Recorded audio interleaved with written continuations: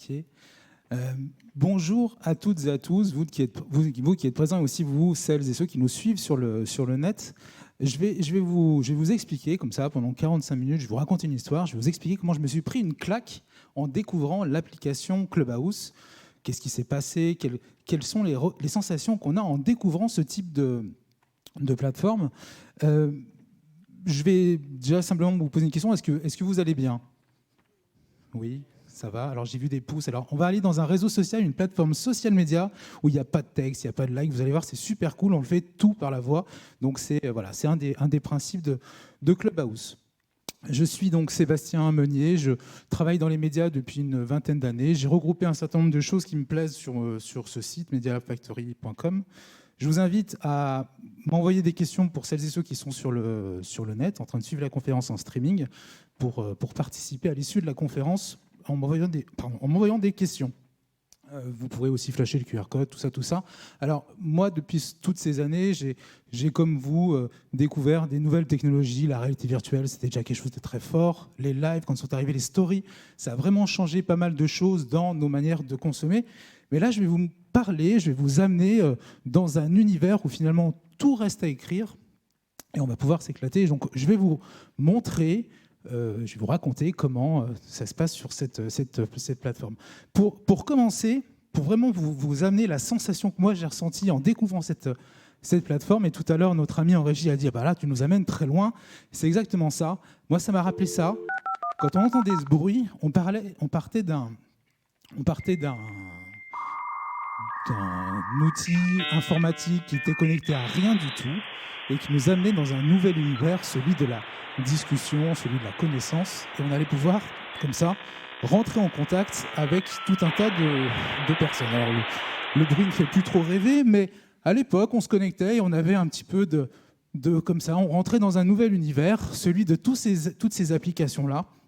Alors c'était MIRC qui vous permettait de chatter avec des personnes que vous ne connaissiez pas, de rencontrer des personnes. C'était aussi le moment où on avait tout un tas de chats HTML sur les pages. Alors ça vous parle peut-être, ces chats qu'on avait sur tous les sites internet pour entrer en contact avec les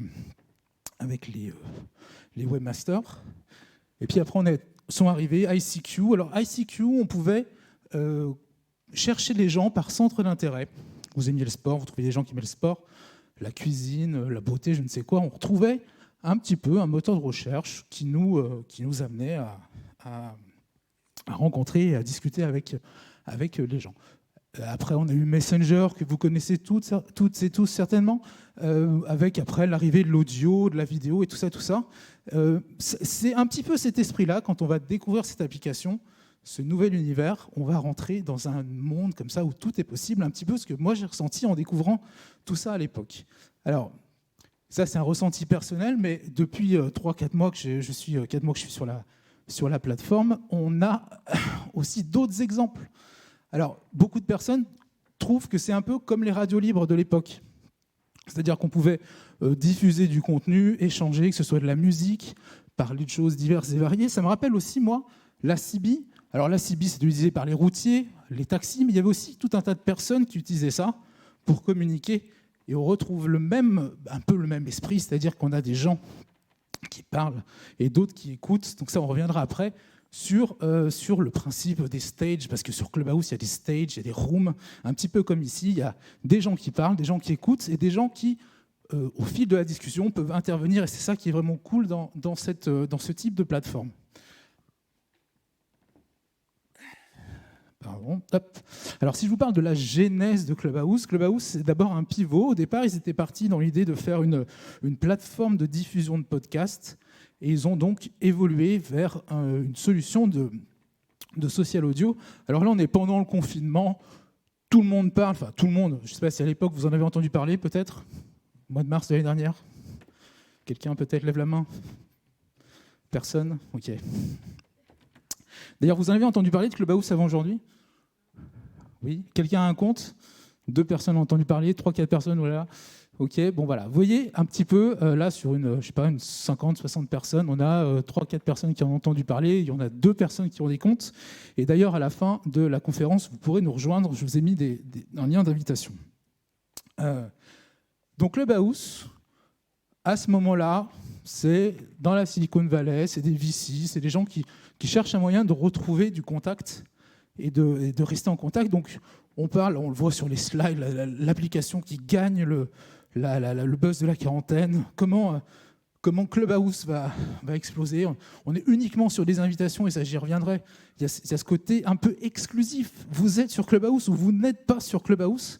Donc cet univers était déjà un petit peu exclusif. Mais à l'époque, on a 1500 personnes qui sont sur cette plateforme-là. Alors ce qui est assez drôle de voir, moi je n'y connais pas grand-chose en levée de fonds, mais on voit qu'ils ont réussi avec 1500 utilisateurs à lever 100 millions de dollars. Je ne sais pas si vous êtes expert en levée de fonds, mais globalement, ça semble plutôt assez intéressant. C'était une application qui était portée par les VC, donc parmi les 1500 premiers utilisateurs, vous aviez des gens dont c'était le métier de financer des startups. Alors après, tout s'accélère. Quand la communauté française se crée, donc tout au long de la discussion, on va prendre le prisme de la communauté francophone qui est arrivée sur l'application, qui est arrivée à peu près fin janvier, mi-janvier, fin janvier, et donc en février, les médias se sont emparés du sujet. On valorisait l'application Clubhouse à hauteur de 1 milliard de dollars. Donc là, ça s'est emballé, on va y revenir aussi, mais emballé, tout le monde parlait de Clubhouse. Clubhouse, c'est génial. Il y avait ce côté exclusif, on ne pouvait pas se connecter sans une invitation. Donc il fallait connaître la personne qui acceptait de vous donner une invitation pour vous connecter. Alors on parle d'un moment donné où les invitations se vendaient sur eBay jusqu'à 400, 500 dollars. On était vraiment dans l'espèce d'euphorie comme ça. Tout le monde voulait être sur Clubhouse et parce que c'était trop génial. Et vous allez voir que c'est vraiment, vraiment, vraiment trop génial.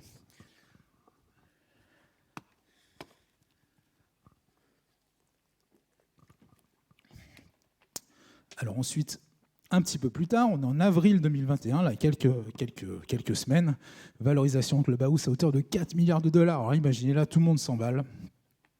C'est trop génial, ça va tout changer. C'était Twitter qui vraisemblablement voulait racheter la plateforme. Pareil, on y reviendra. Il y a d'autres applications de social audio, et notamment Twitter a investi sur le sujet. Donc on est vraiment dans cette licorne, ce truc, voilà, on ne sait pas trop ce qui se passe, mais on sent qu'il se passe quelque chose en termes de valorisation. C'est quand même assez énorme. Encore une fois, je ne suis pas expert en levée de fonds, mais ça me paraît quand même plutôt pas mal. Alors, on va pouvoir commencer notre exploration dans la plateforme, parce que là, on est vraiment dans l'exploration. Vous arrivez dans un univers que vous ne connaissez pas, c'est Thomas Pesquet, sa première sortie dans l'espace.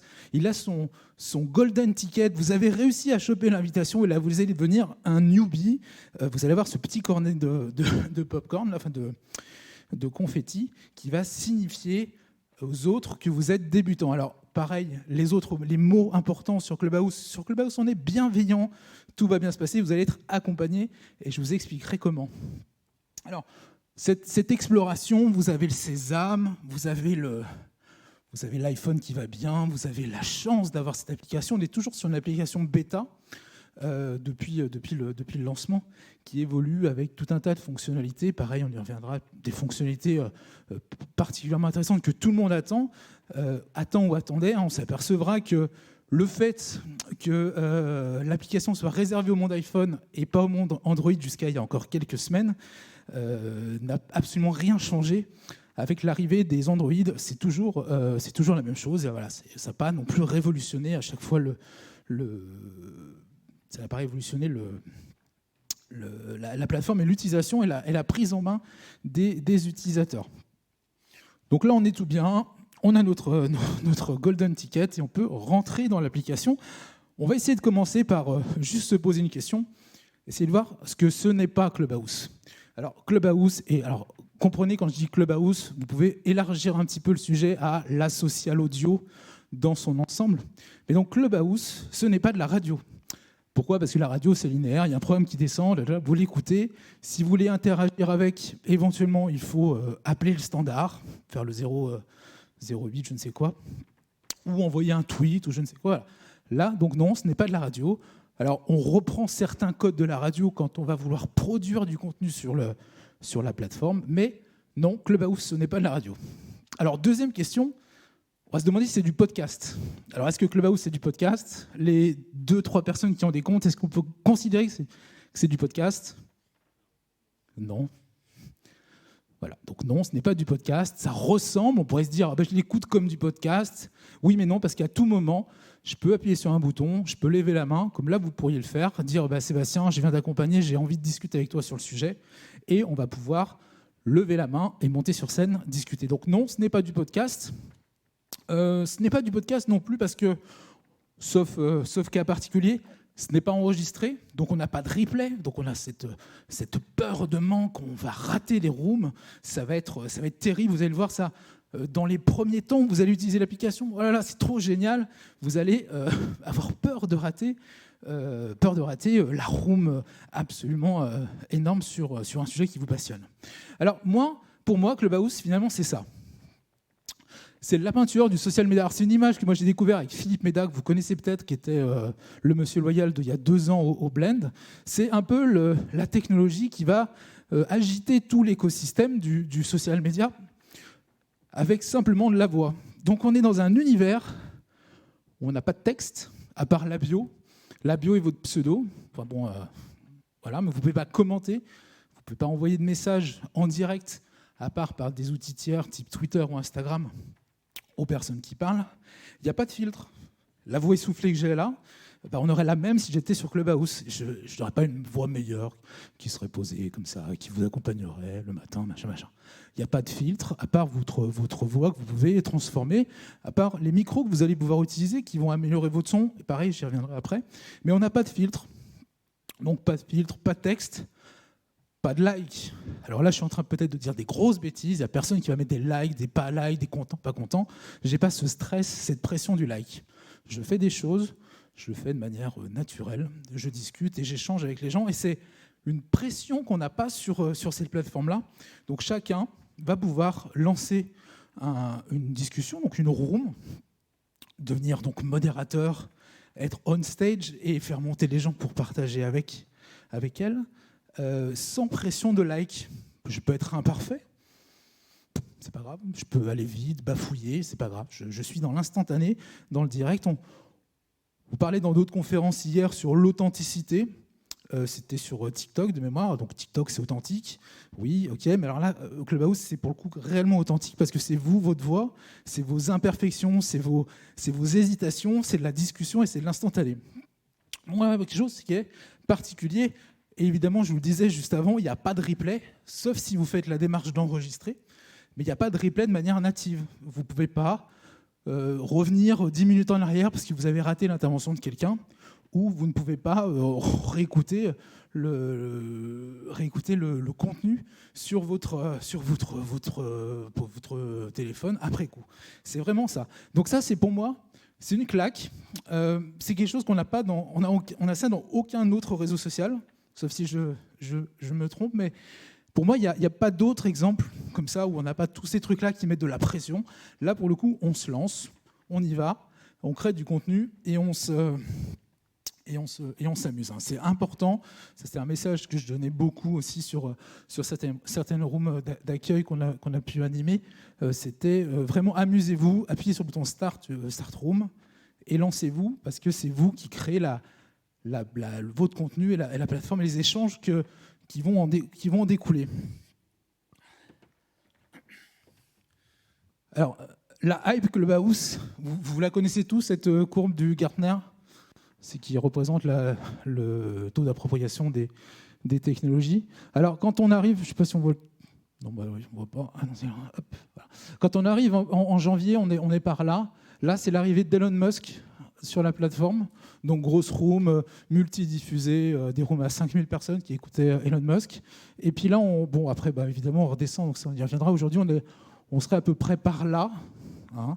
Vous n'avez pas vu, vous voyez plus d'articles dans les grands journaux pour annoncer des choses sur Clubhouse.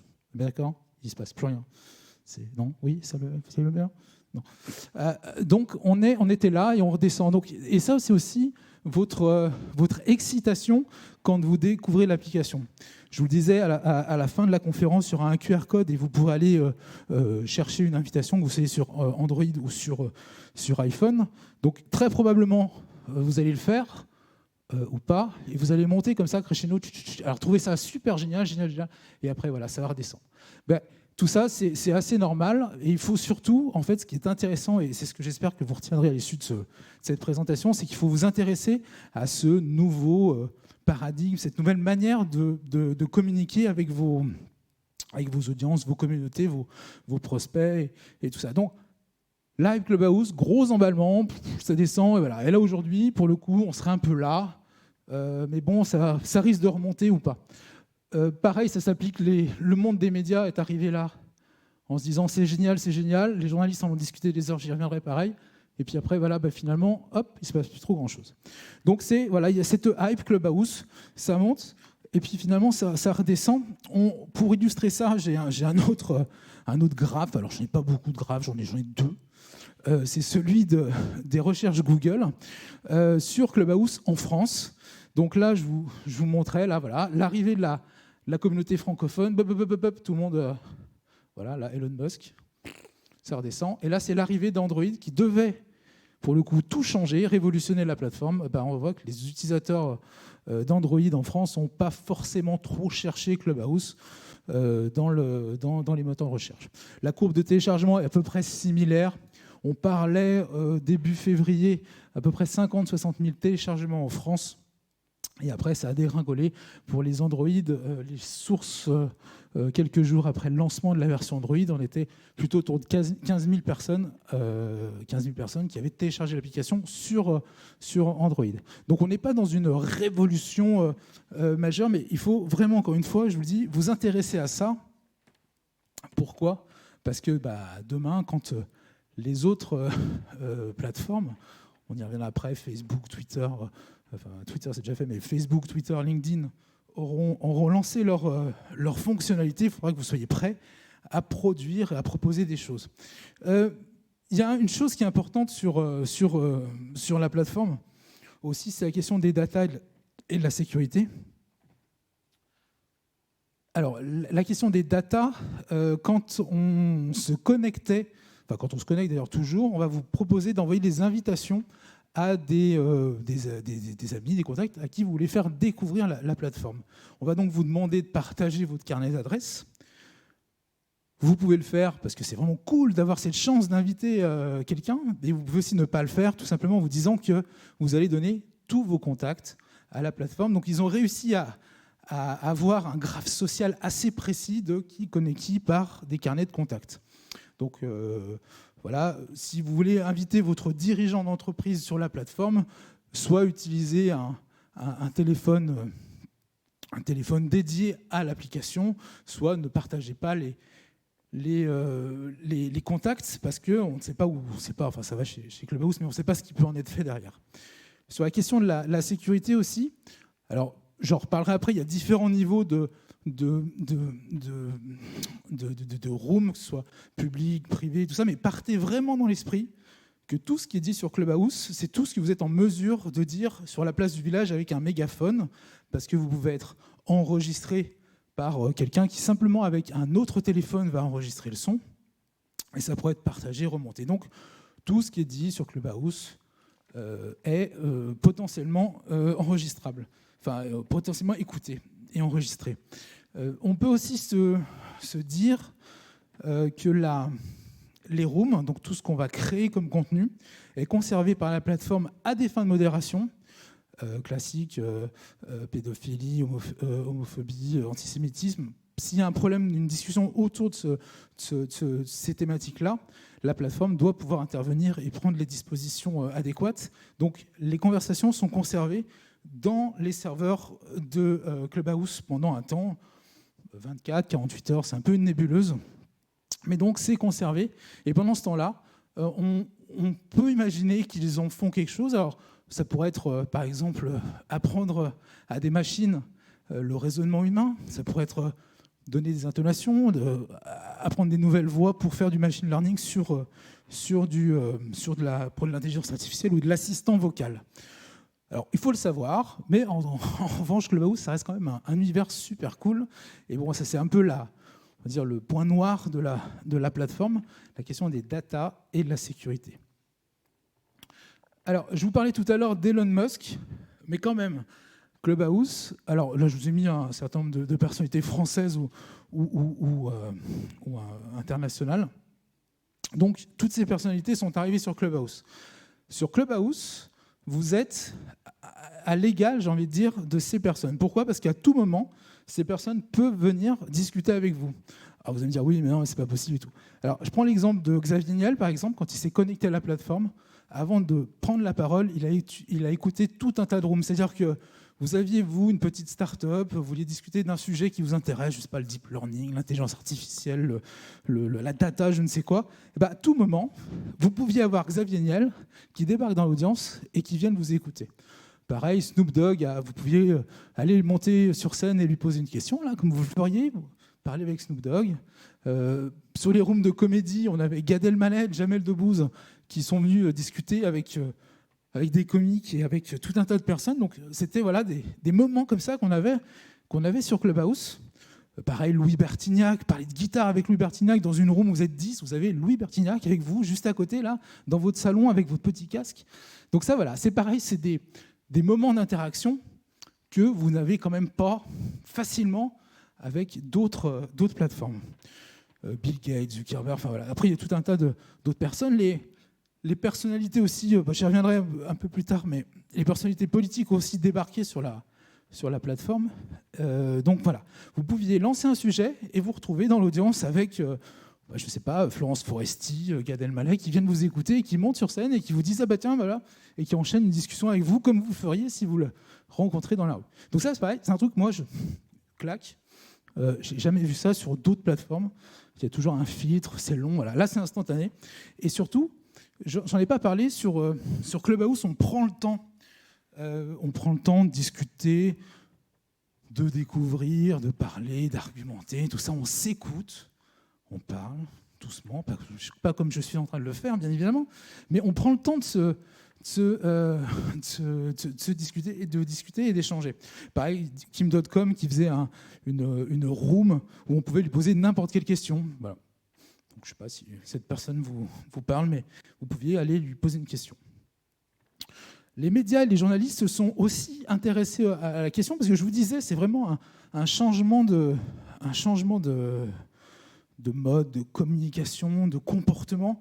Donc c'est intéressant de voir ce qu'on peut faire. Alors, quand les journalistes sont arrivés, les médias plus largement, on a eu des médias, grands médias comme Europe 1, avec le docteur Jimmy Mohamed qui a fait des rooms. Ils ont fait un communiqué de presse pour expliquer qu'ils allaient s'emparer du sujet pour voir ce qu'ils allaient pouvoir produire. Et puis globalement, pendant une semaine ou deux, il y a eu des rooms qui étaient vraiment axés sur le journalisme de demain, comment on va s'approprier Clubhouse pour produire du contenu. Puis après, voilà, c'est la courbe de hype. C'est monté très haut, puis c'est redescendu aussi vite. On a, par exemple, 01.net qui fait des choses, des briefs de leurs émissions. On a Jérôme Colombin qui est présent, qui fait des rooms sur ces sujets, sur ces thématiques. Mais pour le coup, moi, j'ai quand même le sentiment que cette plateforme, cette technologie-là, la social audio et donc Clubhouse, on va pouvoir créer un lien qui est différent. Ça pourrait être de l'émission interactive.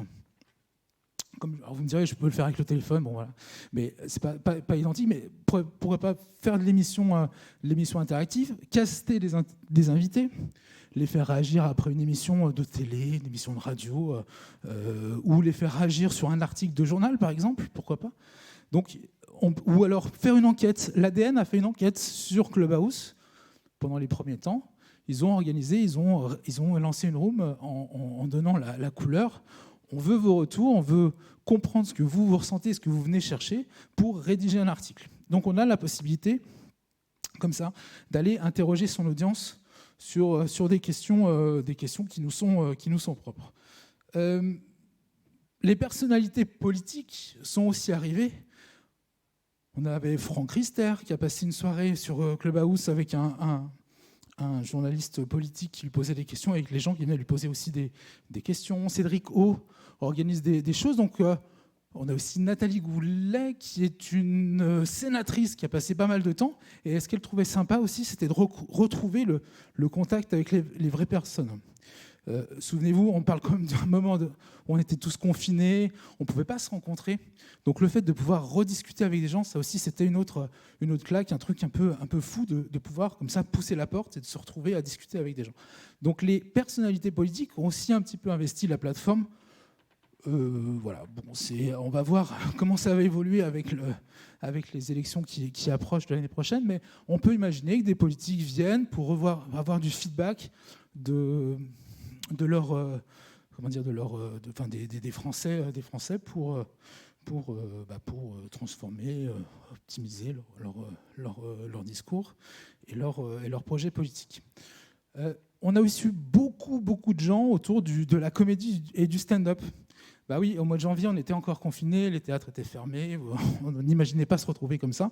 Donc c'était aussi la possibilité d'imaginer une autre forme pour les artistes d'expression et de communication et de partager des choses. Donc, il y a eu des ateliers de création de spectacles, il y en a toujours. Il y a eu des spectacles, des shows autour de la comédie. Donc, on se retrouvait comme ça. Donc, il faut imaginer, vous êtes en train de discuter, vous êtes en train de discuter sur l'application, et vous êtes, comme là, alors, le comédien vient faire son show, et puis après, d'ailleurs, vous pouvez venir discuter avec lui, tout ça, c'était plutôt cool. Donc les artistes se sont aussi emparés un petit peu de la plateforme. Il y a quelque chose qui est aussi assez fou sur Clubhouse, et ça, c'est probablement encore une claque, c'est l'application ne dort jamais. C'est-à-dire qu'à tout moment du jour, comme de la journée, vous pouvez avoir une discussion avec des gens que vous connaissez ou que vous ne connaissez pas, et qui sont répartis sur toute la surface du globe. Alors vous allez me dire, oui, mais c'est Internet, tout ça. Bon, voilà, oui, c'est Internet, tout ça, mais quand vous le vivez, un samedi soir, à 1h30 du matin, discuter avec un Québécois et une Française qui étaient à Melbourne, et se dire, un qui partait manger, l'autre qui se levait, et puis moi qui allais me coucher, c'est un truc un peu dingue aussi, surtout des gens qu'on ne connaît pas comme ça, c'était intéressant à vivre. Donc l'application, elle ne dort jamais. Vous avez tout un tas de personnes qui créent des contenus comme ça en permanence. J'ai une bonne communauté aussi au Québec avec quelques personnalités du design notamment qui organisent des rooms. Donc après il y a des synergies qui se font entre des gens qui sont un peu partout sur Terre et puis voilà, c'est plutôt cool de pouvoir partager ces moments-là. Il y a aussi un autre truc, et ça c'est pareil, c'est un truc de dingue, c'est l'apprentissage des langues. Il y a 3 jours, j'étais dans une room où on avait un professeur de français qui donnait des cours de farsi. Juste avant, en anglais, il y a des choses qui se passent en italien, en coréen. Donc, à tout moment, vous pouvez vous inscrire dans des clubs pour venir écouter et apprendre des langues à différents niveaux. Mais ça, c'est pareil, c'est un truc qu'on retrouve. Voilà, c'est un des aspects de Clubhouse qui est intéressant. Et puis aussi des choses sur l'art oratoire. C'est-à-dire, monter sur scène, on peut se dire oui, c'est facile, je lance une room, je commence à discuter, et voilà. Mais tenir la discussion, faire de la modération, je vous donnerai quelques astuces après. C'est pareil, c'est pas simple. Donc il faut franchir le pas. Et là, pareil, vous allez avoir des experts. C'est quand même un monde un peu d'experts, Clubhouse, mais qui vont vous aider, ils vont vous donner leurs tuyaux, leurs tips pour prendre la parole en public, arriver à structurer vos propos, voilà tout ça. Donc l'art oratoire, l'apprentissage des langues, pareil, grosse claque, se retrouver avec des gens qui nous donnent des tuyaux comme ça, on n'aurait pas forcément l'idée d'aller chercher. C'est aussi intéressant. Il y a eu beaucoup ce côté de sérendipité sur Clubhouse. On ne sait pas trop ce qui se passe, on ne sait pas trop qui on va rencontrer, puis ça va nous amener sur d'autres sujets, d'autres synergies. Après, les gens se mêlaient pour justement produire du contenu qui les intéressait. Donc il y a vraiment des belles choses qui se passent sur cette plateforme. Alors, ça, comme sur toutes les applications, probablement ce que je vous dis n'est que ma vision de Clubhouse, et vous en aurez une autre si vous suivez des personnes différentes. Mais globalement, on a une vision assez restreinte du contenu, qui est basée sur les followers et les following, donc qui on suit et qui nous suit. C'est aussi sur l'algorithme. Alors l'algorithme a évolué plusieurs fois déjà pour mettre en avant ou pas des rooms. On a des rooms qui sont dites sociales, c'est-à-dire que c'est des rooms qui sont uniquement visibles par les gens de votre réseau. Donc pareil, si je ne fais pas partie de vos réseaux, je ne vois pas votre room. On a les rooms privés où là on choisit qu'on va discuter par exemple tous les trois sur un sujet et cette room ne sera pas visible du reste de la communauté. Et on a les rooms de club, ça je ne vous en ai pas trop parlé, mais les clubs c'est un petit peu, on pourrait considérer que c'est un peu des groupes comme des groupes Facebook où on se retrouve autour d'un centre d'intérêt mais toujours en audio. Donc pareil, si je crée une room dans un club et que moi je ne fais pas partie du club, il n'est pas certain que je la vois. Donc c'est un peu une nébuleuse, mais il se passe quand même beaucoup de choses. Et on n'a pas de moteur de recherche pour chercher des rooms en direct. Sur Clubhouse, on peut chercher par centre d'intérêt, on peut chercher par mots-clés, par nom d'utilisateur et par nom-prénom, mais on ne peut pas chercher par room. Donc si je lance une room, que vous ne la voyez pas, il est fort probable que vous n'ayez jamais accès à cette room. Alors par contre, pour le coup, c'est une véritable opportunité pour produire du contenu. Alors il faut vraiment imaginer une page blanche, vous mettez ce que vous voulez dans la production de contenu. On parlait tout à l'heure du podcast interactif, mais produire du contenu sur Clubhouse, c'est quoi ? Soit vous le faites avec votre micro-casque, pour une vingtaine d'euros, soit vous allez rajouter des équipements. On peut rajouter un roadcaster, peut-être si vous faites du podcast, vous connaissez ce type d'équipement, c'est des petites mixettes, on peut lancer de la musique avec des micros plus ou moins chers. Mais pourquoi pas, on peut sortir de la régie de sa radio ou d'un car, ou pourquoi pas d'ici, on pourrait très bien envoyer ce que je suis en train de dire sur Clubhouse avec un peu d'équipement. Donc la production de contenu, c'est toujours pareil, on va mettre le curseur, j'en parlais ce matin, dans ce qu'on veut faire. Évidemment, si vous voulez lancer juste des rooms, vous n'allez pas investir forcément dans du matériel, mais vous allez structurer vos choses. Alors, sur Clubhouse, on prépare un petit peu son propos, on choisit son thème, tout ça. Mais globalement, après, on est beaucoup porté par la discussion qu'on a avec les gens. Toujours pareil, c'est vos invités ou vos co-modérateurs qui créent la discussion et les gens qui vont monter sur scène, qui vont venir rajouter à votre propos. Donc la création de contenu, ça on pourra en discuter après si vous le souhaitez, pour avoir 2-3 tips sur le matériel. Mais pareil, c'est toujours pareil, la question du curseur, qu'est-ce que je mets, où je suis prêt, jusqu'où je suis prêt à investir pour la plateforme. On peut imaginer du design sonore. Il y a encore très peu de rooms qui utilisent du design sonore, pourtant on pourrait très bien imaginer raconter des choses avec un peu de son. Mais voilà, donc la production de contenu, du simple casque à la grosse régie et tout ça. Alors, une fois qu'on a un peu tout ça, on sait un peu comment ça marche, on a pigé le truc, on a quelques followers, on a un peu de matériel, on va se trouver un sujet de discussion. Alors ça peut être un sujet de discussion qui vous passionne, vos passions, vos hobbies, ça peut être votre entreprise, votre marque, ça peut être autour d'un thème de la musique, par exemple, je ne sais quoi. C'est vraiment à vous de choisir vos thèmes. Il n'y a pas de limite finalement à la création. Vous allez pouvoir vous éclater et trouver surtout des gens qui vont venir alimenter vos réflexions.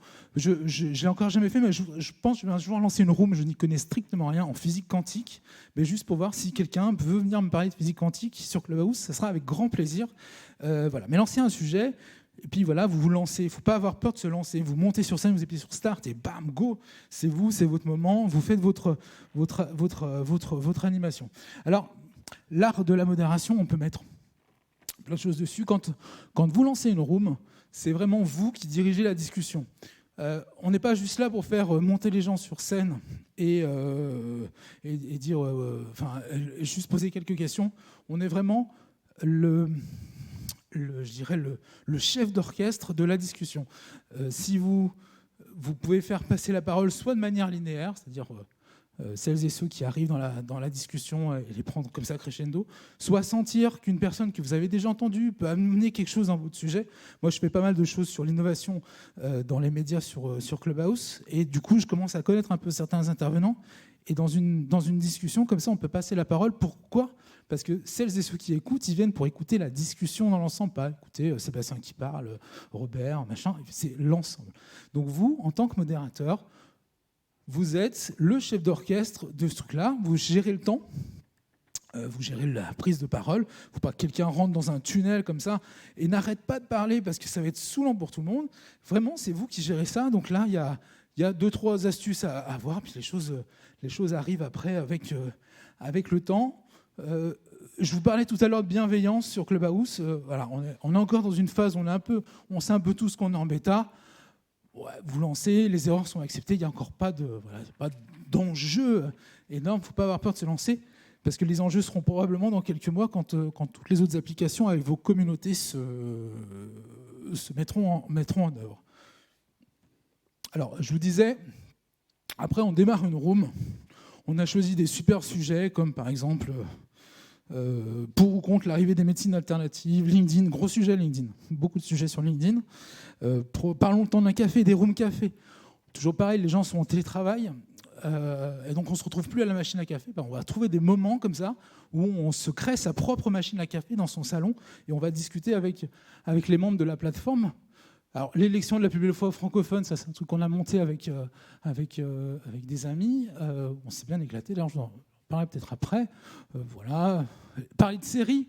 Entre les pubs de Koh-Lanta ou de The Voice, discuter, est-ce que c'était, alors je ne sais plus, c'était Jim Bauer, va-t-il gagner ou qu'il faut voter pour lui.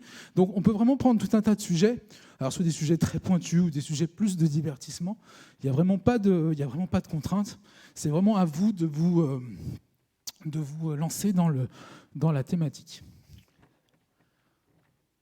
Alors je prends l'exemple d'un podcast, réaliser un podcast interactif. Donc ça, c'est quelque chose que j'ai monté. J'ai appelé ça la Roomcast. Donc le principe, on lance une discussion sur Clubhouse avec des intervenants sur un thème qui, moi, m'intéressait, comment bien foirer sa stratégie d'innovation. On a parlé avec Philippe Méda et Julien, que j'ai croisé hier à Blend. Donc cette discussion, on annonce la couleur, on explique aux gens qu'elle va être enregistrée et que le propos sera conservé. Et là, on n'a aucun problème de droit. Les gens savent qu'ils sont enregistrés. Donc, on enregistre avec une petite console son, et on réutilise ça en podcast. Donc, toutes ces roomcasts sont disponibles sur les plateformes de balado-diffusion. Donc, c'est une des fonctionnalités de Clubhouse qui est intéressante. Et c'est aussi quand je parlais de claque, c'est aussi un truc, moi j'avais vaguement l'idée de lancer un podcast sur l'innovation et tout ça, mais là ça m'a mis le pied à l'étrier. J'ai commencé à lancer des discussions autour de cette thématique-là. J'ai rencontré des gens et j'ai dit, attendez, là, on va enregistrer, on va faire un podcast, on va structurer les choses, on va poser des questions et tout ça. Avec un peu de préparation, derrière, on a quelque chose qui est assez sympa. Donc on a cette possibilité-là d'identifier les intervenants dans notre sujet. Et puis, ce qui est cool aussi, c'est de poser une discussion pendant 20-25 minutes avec vos intervenants et ensuite de faire monter un peu les questions-réponses qu'on va avoir à la fin de la session, de les faire monter, de les faire interagir avec vous et de s'enrichir. Et pourquoi pas de rencontrer des gens qui, la fois d'après, vont venir finalement être votre invité. C'était le cas pour Philippe et Nathanaël, qui sont deux personnes spécialistes dans la radio. On a discuté de la social audio et de la disruption de la radio. Donc ça vous amène tout un univers sans filtre, j'ai envie de dire. Je vous parlais de la voix, la puissance de la voix, le lien qu'on crée avec, c'est assez dingue. Alors, bon, ça, je vais passer un peu peut-être rapidement, mais on a aussi beaucoup de matinales le matin. Alors, soit des matinales de divertissement, d'actu, qui sont portées par des gens qui ont du matériel ou pas, avec des chroniqueurs. Beaucoup de choses sur le SEO aussi. Donc voilà, le matin, on a des comme ça, des moments. Alors, beaucoup d'utilisateurs, quand ils ont découvert la plateforme, n'écoutaient plus trop la radio. C'était un fait. Il se trouve que la radio, elle existe encore, donc ça n'a pas tout cassé. Mais voilà, les matinales, c'est des moments qui sont aussi assez fédérateurs. Pour les artistes, on a fait, avec pareil, la petite équipe, le premier concert d'une chanteuse non-voyante qui s'appelle Aliénette sur Clubhouse. Un jour, elle me dit, Seb, Sarah, vous voulez pas m'aider à monter un concert? J'ai envie de faire un concert, j'ai pas retrouvé la scène et tout. Je dis, allez, go, on y va. Donc, on a recréé cet environnement de concert avec des lumières. Alors, on va pas parler du design des avatars qu'on a montés, mais voilà, pour recréer quelque chose, ça a été repris aussi après par d'autres. On a aussi beaucoup d'artistes électro qui diffusent des mix, qui partagent leur musique et leur centre d'intérêt. Il y a eu des comédies musicales qui se sont montées. C'est le cas d'une comédie musicale porté par Disney en janvier de cette année, décembre ou janvier. Donc on a pour les artistes, pareil, une opportunité de création. On sait qu'on n'a pas d'image, à part, vous voyez, ces petits avatars. On peut jouer avec ça, on peut jouer sur l'interactivité. Donc pour les artistes, il y a vraiment, réellement une opportunité de création.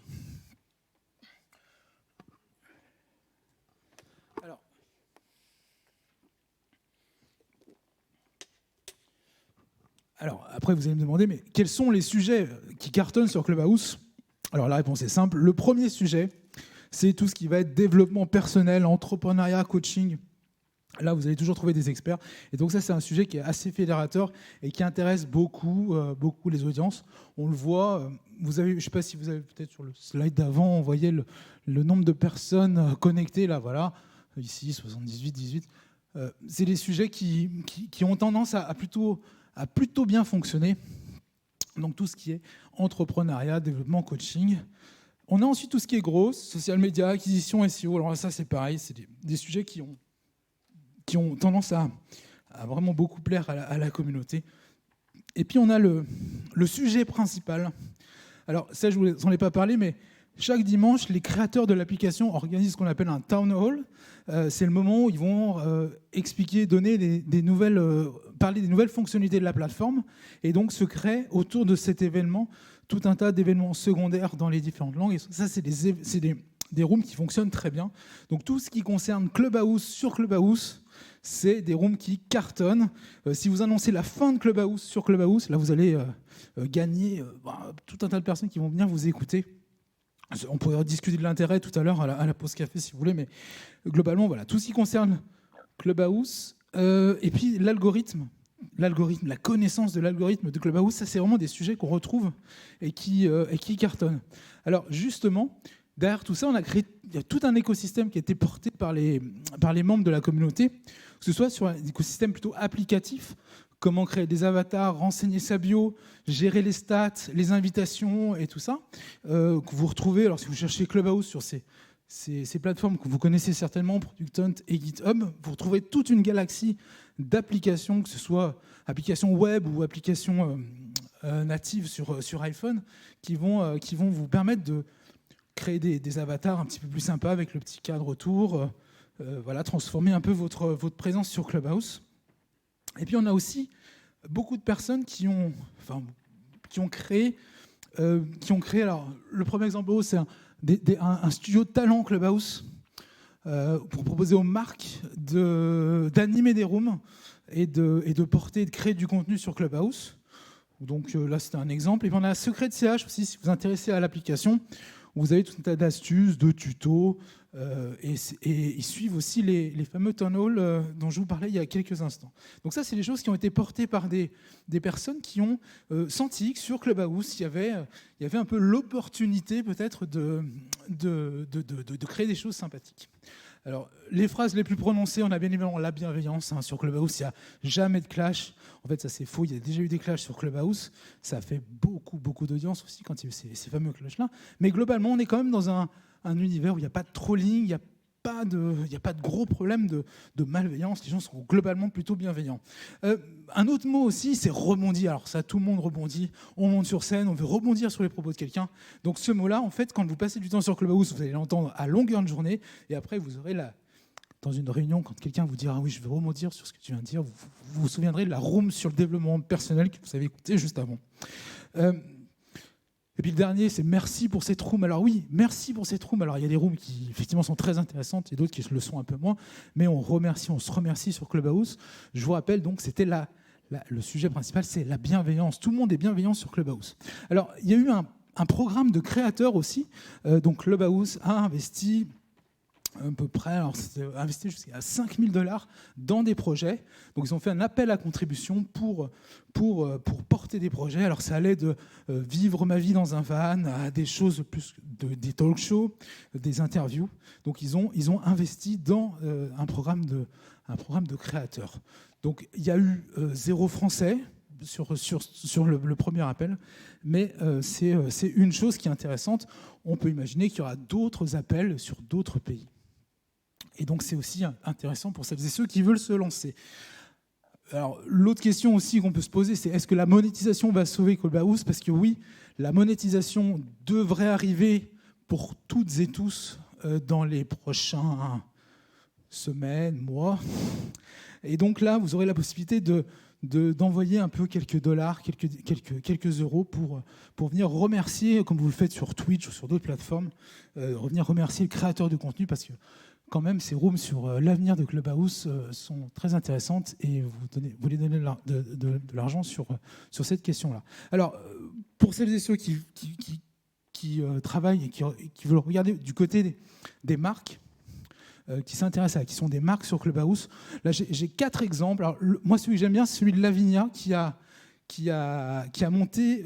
Alors, il a monté des rooms avec ses sommeliers. Alors, je ne sais pas si vous les connaissez, mais ils vendent du vin.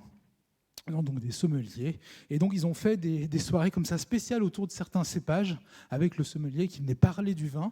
Et puis, ils ont fait un coup aussi qui était intéressant. Vous pouviez aller acheter un kit de dégustation sur leur site internet. Et ensuite, ils venaient discuter des vins ou des spiritueux, je crois que c'était, pour partager et avoir les infos comme vous le faisiez, comme vous l'auriez fait dans un centre de... Enfin, dans un centre, dans un château, dans un magasin, peu importe. Mais du coup, c'était ouvert. Je trouvais que la démarche était intéressante de transformer du digital en physique. Voilà, c'était quelque chose d'intéressant. On a Orange qui organisait des petits déjeuners avec certains de leurs ambassadeurs pour parler de sujets divers et variés. Havas est arrivé avec des choses sur la communication. Et FID avait mis le paquet sur la création de rooms. Ils ont embauché un journaliste pour animer les rooms. Voilà. Aujourd'hui, tout ça, pour les marques, il faut s'y intéresser, mais aujourd'hui, l'audience, elle est quand même assez réduite. C'est aussi pour ça que les médias ne sont pas encore emparés de cette plateforme. Moi, pour terminer, je reviendrai sur le lien particulier de la voix. La voix qui vous accompagne comme ça le matin. Alors si je parle doucement, c'est peut-être mieux, mais qui vous accompagne, qui peut vous passer des émotions en fonction du timbre de voix que vous allez utiliser. Si vous parlez fort, doucement, si vous mettez des pauses. Donc ce lien, en fait, vous allez le créer en direct. Et c'est très intime. On écoute beaucoup avec les casques. Donc vous avez un lien particulier qui se crée. Moi, j'ai rencontré toute une petite équipe et un matin, on m'a souhaité mon anniversaire avec Aliénette, dont je vous parlais tout à l'heure, qui m'a chanté un joyeux anniversaire fabuleux. Donc, il y a vraiment des liens qui sont forts et qui se créent. Et c'est vraiment l'arrivée de tout ça. Donc, il faut vraiment s'y intéresser. Alors, pourquoi s'y intéresser? Parce qu'ils arrivent tous. Alors, donc là, vous avez Facebook, LinkedIn, ByteDance et TikTok. Tous ces grands groupes ont annoncé qu'ils mettaient le paquet pour bosser pour proposer des services sur la social audio. On a Dive qui est un copycat quasiment identique de Clubhouse, où quand on l'a testé, on a dit mais c'est Clubhouse plus les fonctionnalités qui manquaient à Clubhouse. C'est un outil allemand, c'est une start-up de Berlin qui fait ça. Stéréo qui n'était pas sur le même modèle, qui était sur du one-to-one, mais on est un peu sur la même chose. Twitter Spaces, tiens, c'est intéressant. Qui connaît Twitter Spaces? Ok, 2 personnes, 3. Qui a déjà utilisé Twitter Spaces? Ne levez pas tous la main en même temps. 1. Donc même ceux qui... Donc aujourd'hui, c'est encore pas mainstream. Moi, à part PPC, que vous connaissez peut-être, qui utilise quotidiennement Spaces, je vois passer assez peu de choses. Mais on sent quand même qu'il y a un engouement assez général sur ça. Donc c'est quelque chose qu'il faut anticiper et préparer justement pour être prêt, parce que oui, aujourd'hui, ne basez pas toute votre stratégie de communication sur Clubhouse. 200, 300 Français connectés en simultané sur la plateforme. On n'est pas sur des statistiques assez énormes. Par contre, c'est un véritable terrain de jeu. Et moi, ce que je vous invite vraiment à faire, c'est télécharger l'appli, commencer à regarder comment ça marche. Pourquoi? Parce que quand tous les autres vont débarquer, vont vous proposer ces fonctionnalités-là sur vos communautés existantes, ce sera le moment d'être prêt, ce sera le moment d'avoir le matériel. Enfin, vous n'aurez pas le temps à perdre, parce que vraiment, pour moi, c'est un tsunami. Et je me suis pris une claque quasi permanente sur cette application-là. Et peut-être que vous ressentirez la même chose quand vous téléchargerez l'application. Voilà. Je vous remercie. Et donc, vous pouvez... Ah, bah attends. Merci à vous. Et vous pouvez donc, alors, attendez, c'est le même que celui du départ. Vous pouvez flasher le QR code et tout en bas du site, vous avez un lien pour vous inscrire en fait pour vous inscrire sur la plateforme. Donc n'hésitez pas. Bien évidemment, si vous avez des questions, alors que ce soit online, je ne l'ai pas dit, mais celles et ceux qui nous écoutent en ligne, si vous voulez m'envoyer un message sur Twitter, je peux aussi y répondre. Et puis si vous avez des questions maintenant ou après, on peut en parler. Voilà, je vous remercie.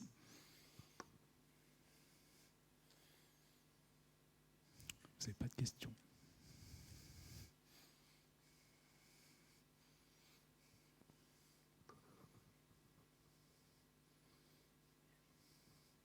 Une question. Il faut toujours un premier. Merci pour la conférence. Petite question, vous avez évoqué des astuces de modération pour gérer les personnes. Est-ce que vous pouvez en livrer quelques-unes? Parce que je pense que c'est c'est le nerf de la guerre. Ouais. Merci. Alors, faut déjà, pour moi, c'est définir un véritable sujet et vous y tenir. Vous faites une promesse, comme quand vous faites une vidéo ou un contenu, quel qu'il soit sur Internet, vous faites une promesse. Je sais pas, vous allez dire, on parle je prends l'exemple de biodiversité, voilà. Vous parlez de ce sujet-là et vous ne déviez pas sur les risques industriels et les machins. Vous essayez de garder une thématique dans le sujet. Ensuite, ce qui est important, c'est vraiment de faire en sorte que celles et ceux qui écoutent passent un bon moment, et celles et ceux qui parlent ensemble passent aussi ce même moment. Donc vous êtes garant du temps.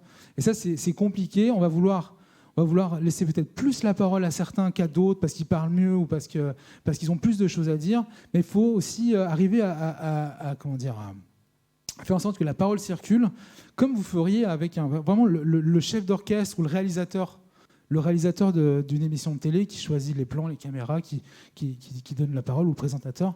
Voilà, c'est pour moi, c'est important. Et j'avais fait un article sur le sujet là, sur mon blog où je donnais d'autres astuces, mais globalement, c'est ça. Et puis, il ne faut pas oublier de se faire plaisir. Si vous vous faites plaisir, vous allez embarquer les gens avec vous. Ils passeront un bon moment, ils reviendront et vous vous amuserez, ils s'amuseront. Enfin, c'est vraiment... voilà. Donc pour moi, c'est ça, gérer le temps, pas faire des rooms de 3-4 heures, partir dans un créneau, afficher la couleur, dire voilà, on se parle pendant 1 heure. Des fois, c'est très frustrant, au bout d'1 heure, de dire on arrête tout parce que voilà, on n'a pas envie de couper les gens, mais voilà, on fait donc une promesse, s'y tenir et faire en sorte que ça roule. J'espère avoir répondu. Bonjour, merci beaucoup, Bonjour. c'est super intéressant, super inspirant. On en parle au sein de l'équipe. Et du coup, je me suis demandé en termes de RGPD, alors du coup, j'ai pas suivi s'il faut inviter les gens via le numéro de téléphone, le mail, etc. Donc j'ai plusieurs questions. Est-ce qu'ils ne seront pas gênés si on les invite, quelques-uns de nos clients, par exemple? Je vais centraliser mes questions. Combien de personnes vous conseillez d'inviter, en tout cas dans une room? Combien de personnes à l'instant T il faut pour que la discussion soit fluide, etc. Combien de modérateurs? Est-ce qu'il faut uniquement une personne qui va parler 1000 fois? Non, est-ce que vous conseillez seulement une personne ou est-ce qu'on peut avoir 2 animateurs, par exemple, ou 2 modérateurs? Est-ce qu'il est conseillé d'avoir, je crois que vous en parliez tout à l'heure, d'avoir peut-être 2-3 experts, histoire de captiver dès les premières rooms, en fait, son auditoire? Et je crois que c'est à peu près tout pour nous. Ouais, je vais essayer de répondre à tout ça. Je peux recommencer. Non, c'est bien. Alors, la question du nombre de modérateurs, il n'y a pas de... Je dirais que c'est un peu comme est-ce qu'il faut plein de caméras pour faire un streaming ou pas. Ça va vraiment dépendre de comment vous sentez les choses, avec qui vous modérez. Moi, je vous parlais de la petite équipe, on s'entend super bien. On n'a pas besoin d'être chacun en train de se parler. On peut donc lancer une discussion. Après, vous allez vous faire votre réseau sur cette plateforme. Donc, il y a des gens avec qui vous allez parler plus souvent et que naturellement, vous allez pouvoir mettre en modération, qui vont peut-être plus particulièrement s'occuper de gérer les montées et descentes de personnes ou couper les micros. Alors, on n'est pas rentré dans les détails techniques, mais on pourra en discuter si vous voulez, mais d'avoir une personne qui est chargée de faire monter les personnes, où vous pouvez décider à plusieurs de de poser des questions. C'est ce qu'on fait sur la Roomcast. Il y a Sanjay qui débarque avec une question cash à la fin. Boum, bah voilà, c'est son truc. Et il s'occupe de ça, il est modérateur, et c'est lui qui alimente cette partie-là. Donc il n'y a pas de bon nombre de modérateurs, ça va dépendre. Lancer une discussion, on peut lancer une discussion tous les deux, s'apercevoir que le monsieur qui a posé la question juste avant va venir poser des questions, va venir discuter avec nous. Donc il n'y a pas de... il faut être absolument... pour échanger les choses. C'est vrai qu'aujourd'hui, ce que nous, on a vécu au début de la plateforme, où quand on lançait des rooms, on se retrouvait rapidement avec 50, 100 personnes. Aujourd'hui, c'est plus trop vrai. Il faut vraiment avoir un sujet très précis pour arriver à avoir des gens. Mais ce qui ressort aussi, c'est qu'on n'a pas besoin d'être beaucoup pour apprendre des trucs et pour échanger, et que ce soit parfois juste avec 2, 3 personnes, on va discuter d'un sujet. Je sais pas, on parle de design avec Jeff Poulin au Québec, c'est juste super cool. On va pouvoir parler on va être écouté par une dizaine de personnes, discuter sur un sujet. Il n'y a pas de bon nombre. Pas tomber dans le travers de refaire une espèce de conférence, dire voilà, les gens viennent pour écouter Sébastien et vous sur un sujet, et puis ils n'ont pas la possibilité de parler. Vraiment, ça va être aussi de l'échange. Donc ça fait partie des points de modération. Oui, inviter les gens à venir discuter. Une autre question qui était sur... Oui, alors est-ce que deux animateurs, ça peut être intéressant les animaux, oui, après c'est fonction de... C'est pareil, est-ce qu'il faut être 2 dans un podcast ou pas? Je sais pas, oui, j'ai pas la réponse en fait. Ouais. Ça va être en fonction de vous, ça peut être vous et une collègue sur une autre thématique, sur la même thématique. Si sur la question des experts, c'est pareil, qu'est-ce que vous voulez faire, qu'est-ce que vous voulez apporter? Moi, je voulais m'amuser et parler avec des experts dans un domaine qui m'intéresse. Donc je les ai rencontrés, je leur ai proposé de venir. Certains, je les ai fait venir en les contactant sur LinkedIn en leur disant voilà, j'ai envie de parler de réalité virtuelle. Ok, ils sont venus et on en a discuté. Donc on peut aussi aller chercher des personnalités à l'extérieur, enfin, des personnes à l'extérieur, et les inviter. Sur la question du RGPD, là c'est un peu open bar, quoi. On donne nos données, on n'est pas... voilà. La CNIL a fait une alerte, si je ne dis pas de bêtises, en mars ou avril. Il me semble, mais on n'est pas non plus super calé. Donc, oui, c'est ce que je disais, le PDG du CAC 40, je ne l'invite pas et je ne demande pas d'inviter l'autre PDG du CAC 40 pour que tout son carnet d'adresses parte chez Clubhouse. Voilà. Une fois qu'on sait ça, on l'accepte ou pas. Le lien que je vous ai filé, que je vous ai mis dans le bas du Linktree là, sur le QR code, il est accroché à mon club Nouveaux Médias. Donc vous êtes sur il n'y a pas de lien entre vous et moi parce que je n'en ai pas parlé. On invite les gens, donc on apparaît aussi dans leur bio. On voit qui vous a invité sur la plateforme.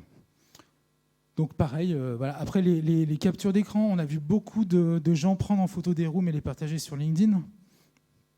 Donc là, ça pose vraiment de questions. Moi, tous celles et ceux que vous avez vus dans la présentation sont soit des gens que j'avais déjà publiés sur LinkedIn, ou soit des amis. Donc il n'y a pas de contraint. Enfin voilà, il n'y a pas de problème. Mais il faut faire gaffe à ça, pas prendre des screenshots et les mettre. Pourquoi? Parce que la room à 11h, quand on n'est pas allé dans la réunion de trucs avec son chef et qu'on se retrouve sur LinkedIn, ça fait un peu désordre. Voilà. Merci beaucoup. J'ai une toute dernière question. La durée que vous recommandez? C'est pareil, il n'y a pas de bonne durée. Mais après, 1 heure à tenir, avoir un sujet intéressant, 1 heure, c'est pas mal. Moi, par exemple, celui que je faisais, on était parti au début sur 1 heure, et maintenant on se dit à 45, on commence à descendre la pression, et 50 minutes, c'est pas mal, parce que si on l'enregistre aussi, pour le réécouter, il ne faut pas non plus que ce soit forcément trop long. Mais c'est pareil, moi, la bonne durée d'une room, c'est comme la bonne durée d'une vidéo sur Internet. Je cherche depuis des années, je sais pas, peut-être qu'on pourra en discuter tout à l'heure, mais je n'ai pas la réponse, quoi, voilà. Merci à vous. Et puis si vous voulez, après on peut prendre un café pour continuer la discussion avec grand plaisir. Merci. Si vous n'avez pas d'autres questions.